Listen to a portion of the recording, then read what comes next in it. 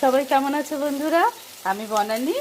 আজকে আমি চিংড়ি মাছ দিয়ে কচুরলতি রান্না করছি।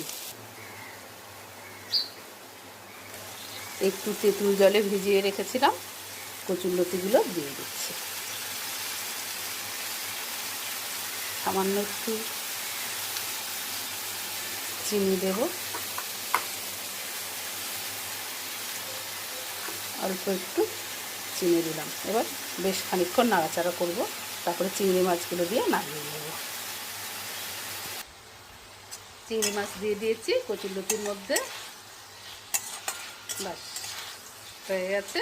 এটা একদম শুকনো করে নামিয়ে নেব। এদিকে বাটা মাছ হবে, পেঁয়াজ, টমেটো, ধনেপাতা, কাঁচা লঙ্কা দিয়ে।